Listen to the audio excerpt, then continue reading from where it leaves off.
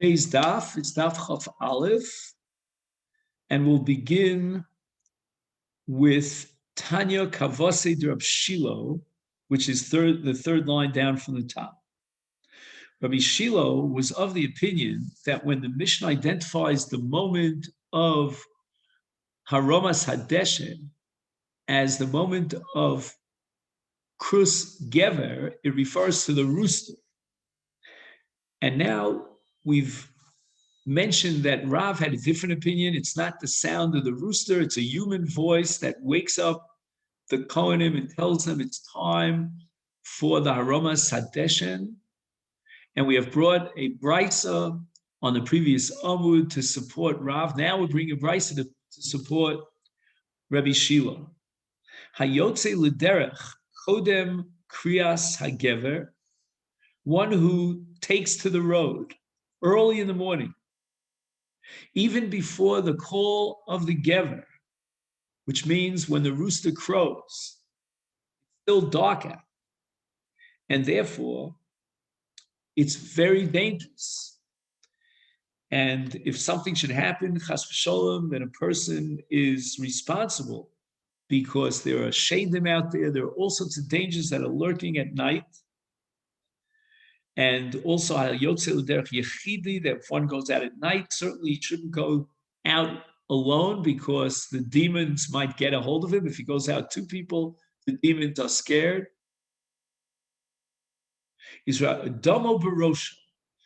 is responsible for bringing this dam. In other words, if he should suffer some mishap, it's only his fault. He has only himself to blame. Rabbi Yoshia Omer, Ad Sheyishana. He shouldn't even go out when he hears the rooster crowing. He should wait till he hears it twice, which is going to be a little bit later. And Yesh Omer Sab, Ad Shishalish. He should hear the call of the rooster 3 times, and only then he should go out to the never. What kind of a rooster are we talking about? The average tarnagol, who doesn't get up too early or too late. But you see clearly from this brisa that the word gever in our Mishnah, which is kriyas hagever, should be interpreted as a rooster. Now, once the Gemara mentions in the context of our Mishnah that during the Regolim, the Azara was absolutely full of Jews who came on Aliyah L'Regel, and it says, Hoisa Azara Malaya Yisrael, it was packed with Jews. So the Gemara now goes on to tell us about some of the great miracles that took place in the Azara on the Regel when the Azara was packed with Jews. Amar Rabbi Yehuda Marav, Bishosh Yisrael Olim L'Regel, when the Jews came on Aliyah L'Regel, and this was either on Yom Kippur or the Gimel Regolim, Omdim Tzfufim. They stood crowded, one next to the other. And as we know, that's very dangerous. Yet, it was a great miracle. And Mishtachvim Revachim, they were even able to prostrate themselves and find space. Where was that space? Apparently, space it can exist in 2 different dimensions, in the physical limited direction, and then there's space that is metaphysical. It's above the physical. On Yom Kippur, the Kohen Gadol recited the Shem Hashem, and it was a great ness. The people were able to do Ishtachava, and there was a distance between one person and another of Daled Amos. Rashi says that each person would recite his own private vidu. Nobody heard anybody else. That's called Mishtachvim Revachim. And on the Yom Tovim, the people were stuffed into the Azara, and yet they were able to do Ishtachava. And in their tefillos, there was a space of 4 amos, a radius of 4 amos around them. No one would hear their tefillos. It was very private. And this was the great miracle. Now, it's possible that on Yom Kippurim, as opposed to the Regalim, everybody did Ishtachava at the same time, but in Regalim, each person did Ishtachava whenever he decided that it's, the moment moves him. In both cases, it says that there was plenty of room.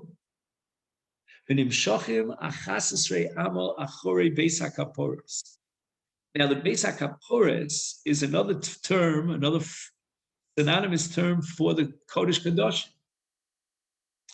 And there was 11 amos between the Kodesh Kadosh and the kosel that was on the western side.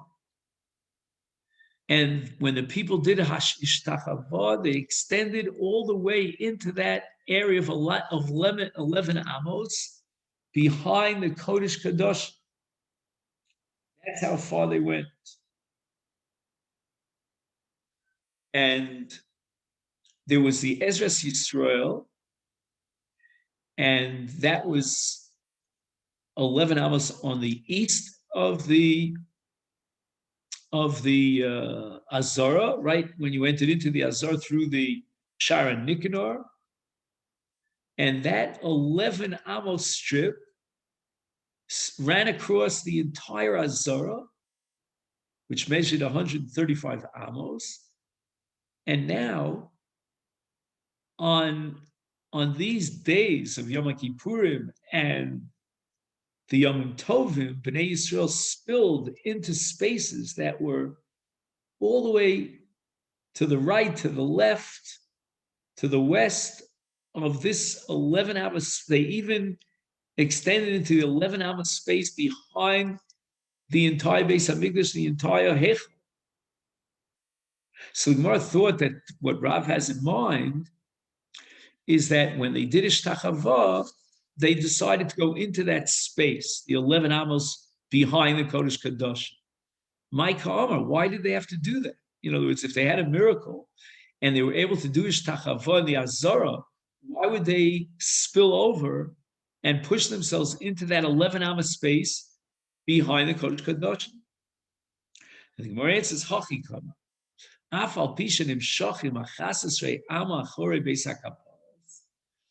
we're talking about not the moment of Ishtachava. We're talking about the moments in which they were standing in the Azara, and there was so many people, such a massive amount, multitudes, that they had to spill over to the 11 amos behind the Kodesh Kadosh. The Omdim Tzfufim, and they stood crowded together. Nevertheless, when they did Hishtachava, there was plenty of space. So Rav didn't mean the way we understood it, that they decided when they were doing Hishtachava that they would spill over into this 11 amos. He meant that when they're standing, crowded together, that's when they had to fill that space of the 11 amos. When they were ready for Hishtachava, they would all come to the area near the Mizbeach, and we said it was 135 amos, and they would face the Kodesh, and then they would do Ishtachava. And that's when the great miracle occurred.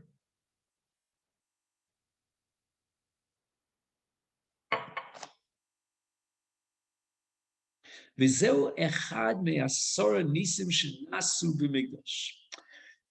in Masechet Avos, in the 5th parak, records 10 great miracles that would repeat themselves on a regular basis in the Beis Hamikdash, and one of them is going to be this nest that we spoke about of Mishtachvim B'Ravocha.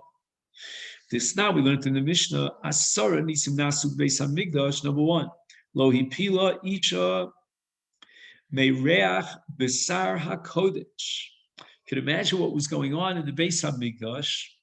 They were burning the Evarim, the Murim on the Eish HaMizbeach. The Kohanim were roasting the meat that they could eat. All this was going on in the Azara.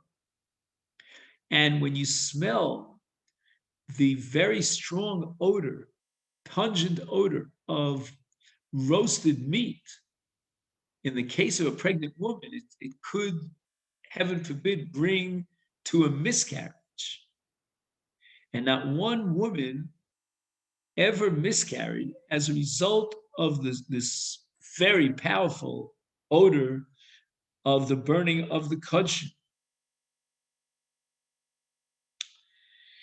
And the women were not allowed to eat from the basa. You might say, well, if a pregnant woman was in the Migdash, she brought her carbon, whatever it might be, and now she smells the meat, let's give her a piece of the meat. No. Women are not allowed to eat the meat. So imagine you have this smell and you're enjoined from eating and benefiting from that meat. And yet there was a great miracle. Very often, they would leave the meat over on top of the mizbeach overnight until it was time to be makter the basar, and yet it didn't spoil. There was no spoilage. And in the place where they chopped up the meat, there was never a fly that was ever seen. Now keep in mind, we're in the section of the Azara, which is to the north of the Mizbeach, towards your right. And there was blood, there was intestines, there was meat, and yet there was no fly that was ever attracted to this. And it must be because HaKadosh Baruch Hu wanted to show and demonstrate his Shekhinah, that he was there. V'lo ira keri l'kohen gadol b'yom Kippur. And a Kohen Gadol did not have an emission that would contaminate him as a Balkari and disqualify him for the Avodah. The question the Mefarshim should ask is, why is that called a Nes? I mean, we learned that there were so many precautions that were taken in terms of keeping him awake at night on Yom Kippur, and the food that we allowed him to eat, and so forth and so on.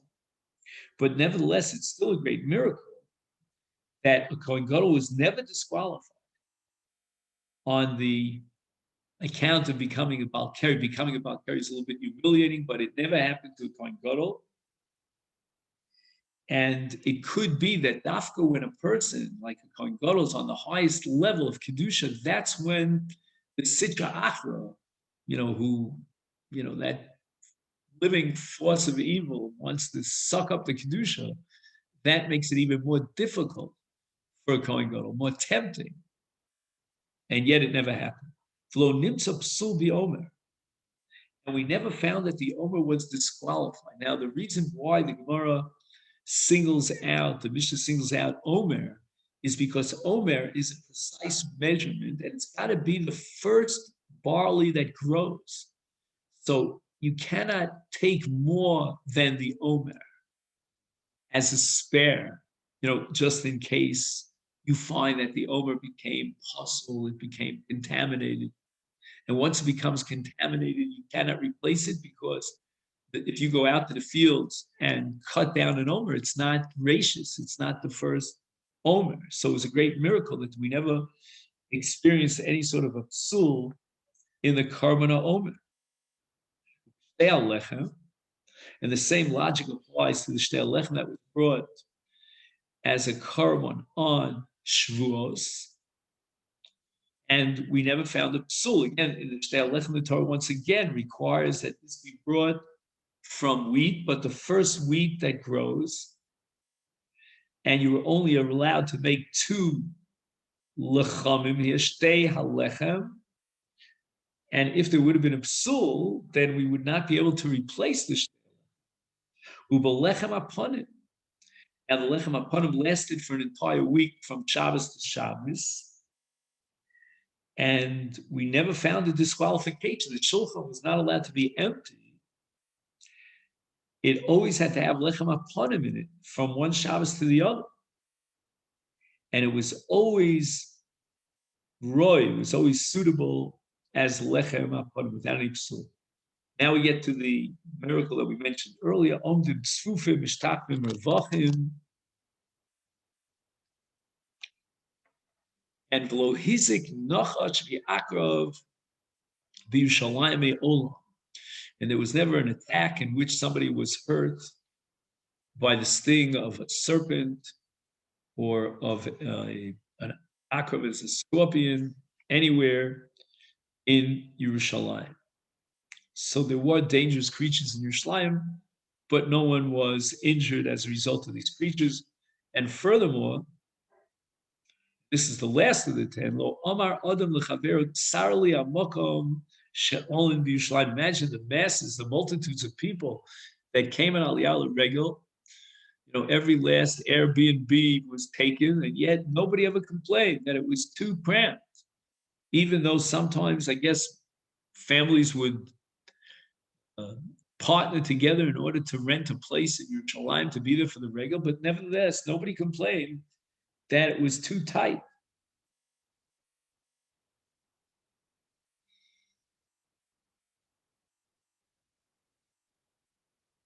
And by the way, we should emphasize, as the Maharsha points out, that as part of the mitzvah of Aliyah L'Regel, you're required to stay overnight. So there were masses of Jews that stayed overnight in Yerushalayim. Gemara now has a kasha on the Mishnah. The Mishnah that we just learned has two miracles, 9 and 10 at the end of the list, that took place in Yerushalayim. But the opening line in the Mishnah is Asar Nisim Shnasu Bebeis Hamigdash. So the Gemara is going to change the girtza here. We're going to take out these two, and we're going to substitute another two miracles and get the final girtza that we have actually in our Mishnah in others. Pasach B'Migdash V'Siyam B'Yerushalayim Ika Tarte Achronisa B'Migdash. We have to subtract those last two from this list because they didn't take place in the Migdash, and we're going to plug in the two other miracles. The sign we learned in a brayso, Olam lo kibu gishamim eish shel atzei marach. The marach was on the top of the mizbeach. It was exposed to the elements, and never did it happen that the rains came down and extinguished that fire. And not only that, the ashana marach, there was a pillar of smoke that came out from the top of the mizbeach. And afilu kol rucho shebaola bosim v'nachvos osam a mezizos osam v'makoma. That even if all the winds of the world would blow, nevertheless, it could not completely disperse the column of smoke. Later on, the Gemara is going to say it could move the column of smoke in one direction or another, but it never could disperse it. And that was a great miracle. The Gemara says, okay, now you've got the number magic number 10 in the Mikdash. Su Leka, there are only 10. Vasanya, Rabbi Shmaya, Bikal Nevo. He taught us in the city of Kal Nevo that Shivrei Kli Cheres, Niv Loim Bimakomon. The Torah commands us in Vayikra Perik Vav that if you have a kli cheres that was used in the Migdash, yishaver, it has to be broken in a makom kadosh. Now that means that when you use a vessel that's made of cheres, of earthenware, in order to prepare the kachin, basar kodesh, what's going to happen is that there's a blia in which the walls of the kli are bolea, the tam of the basar, and after the time allotment passes, that becomes nosa. And now the Torah says, Yishaver, you have to take this earthenware, and in the Azor, you have to break it. Can you imagine what a balagana would be if the Azor was full of broken shards? But the Brisa records that was a tremendous, incredible miracle that the earth swallowed up these shards, and nowhere do we ever find any requirement to clear out these broken shards because they just disappeared on their own. The Amar Abaye says that there was a similar miracle in the Beis Hamikdash, that of Shivrei Kli Cheres. In the Murah and the notes are different parts of a bird, the crop and the feathers of a bird. In the case of a bird offering, and those parts of the animal, of the bird, have to be thrown away. And could you imagine what a massive refuse would be piled up on the side of the Mizbeach?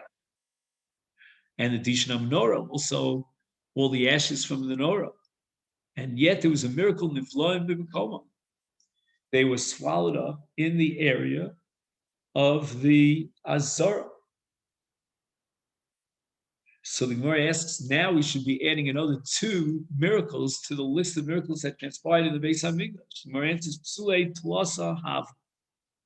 When we go back to the calculation of our Mishnah, then we had the Omer, the Shtei Lechem, and the Lechem Aponim that they were never possible. They were never ever disqualified. We should combine them together. They're really one, meaning that HaKadosh Baruch Hu, through his Hashras Hashchina, miraculously prevented the disqualification of Kodshim in these 3 cases. And that's all one. The opic trace. So if we remove 2 by reducing, collapsing 3 to 1, the aisle tray. And now we're going to take the Nisim of Rav Shmaya and of Abaye, and we're going to plug them in. And we arrive at the magic number 10. So the Gemara now asks, Bluim Nami Trey Hav. Why don't we combine the 2 miracles of Rav Shmaya and Abaye? In both cases, that which was refused, whether it's the Shivrei Kalim or the notes of the bird, they were absorbed into the ground. Is Chashvinu Bechad. Let's combine those 2. I'm going to add the word Chad. Now, again, we're missing 1. More answers, Ikanami Achrit. There are additional miracles that we could add here. The Yomi Rabbi Yeshua and Levi Nes Gadol Hoyanasa B'Lechem Aponim Siluko Kis Siduro. When they organized the Lechem Aponim on one Shabbos and they would take it off the Shulchan a week later, it was still hot and fresh.